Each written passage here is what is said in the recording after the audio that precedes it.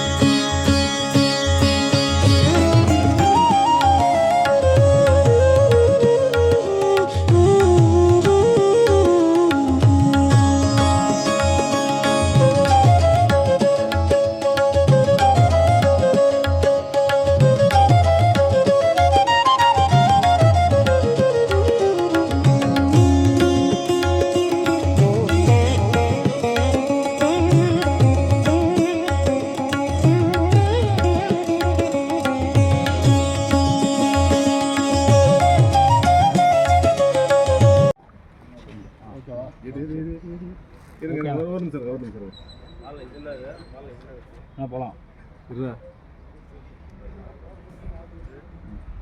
தமிழக வாழ்வுரிமை கட்சி சார்பாக வேட்புமனு தாக்கல் பண்ணிக்க. மேட்டூர் தொகுதிக்கான வளர்ச்சி திட்டங்கள் எது மாதிரி இருக்கும் வெற்றி பெற்றா? வளர்ச்சி திட்டங்கள் மக்களுக்கு என்ன தேவையாங்கிறத நிரூபணம் பண்ணி அதுக்கான தேவைகளை பூர்த்தி செய்யறதுக்கு நான் காத்துட்ருக்கேன். தமிழக வேலுரிமை கட்சியினுடைய தலைவர் அண்ணன் வேல்முருகன் அவர்கள் கூட்டணி கட்சிக்காக திராவிட மக்கள் புரட்சி கழகத்தில் தமிழ்நாடு போயர் பேரவைக்காக சமூக நலம் காக்க அனைத்து ஜாதிகளினுடைய பாதுகாப்பாக என்னை நியமிச்சிருக்காரு. அந்த கூட்டமைப்பில் என்னை பெரிய பொண்ணான்ற என்னை இந்த தொகுதி வேட்பாளராக அண்ணா அறிவிச்சிருக்காரு. அவருக்கு நான் முதல் நன்றி சொல்கிறேன். வேறு கேள்வி இருக்குங்களா?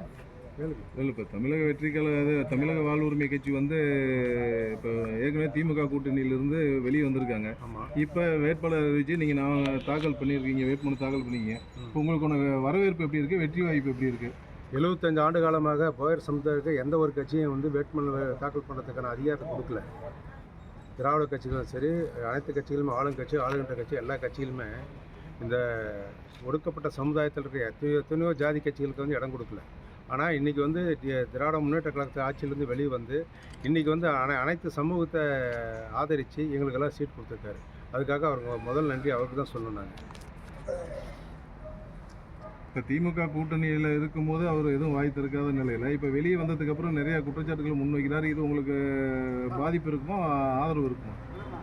திராவிட முன்னேற்ற கழக ஆட்சியில் அவர் எம்எல்ஏ இருக்கும்போது நாங்கள் ஓமலூரில் மாநாடு நடத்தினோம். அன்றைக்கி போயர் சமுதாய மக்களுக்காக பேசினார். அதே மாதிரி சட்டசபையிலும் பேசினார். போயர் மக்கள் சட்டசபைக்கு சென்றால் தீட்டாகிவிடும் பேசினார். அது தமிழகத்தில் அன்றைக்கி பேசும் பொருளாக இருந்துச்சு. போயர் மக்கள் யாருன்னு கேட்டுக்கிட்டு இருந்த நிலையை மாறி இன்றைக்கி போயர் மக்களும் சட்டமன்றத்தில் நிற்கலாம், அவர்களும் சட்டமன்றத்துக்கு செல்லலாம் என்ற ஒரு அங்கீகாரத்தை கொடுத்தது அண்ணன் வேல்முருகன் தான்.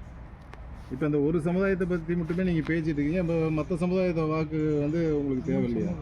தமிழ் சமூகம், தமிழ் குடிகள், அனைத்து சமூக கூட்டமைப்பில் நான் மாநில துணைத் தலைவராக இருக்கிறேன். அதில் அனைத்து ஜாதிகளும் இருக்குது.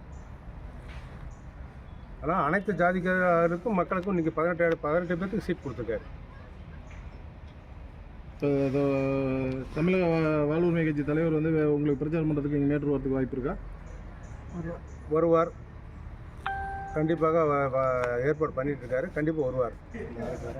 நாளைக்கு சேலம் வராரு. சப்போஸ் நேரம் இருந்தால் மேட்டூர் தொகுதி கண்டிப்பாக பிரச்சாரம் பண்ணுவார். Okay, thank you.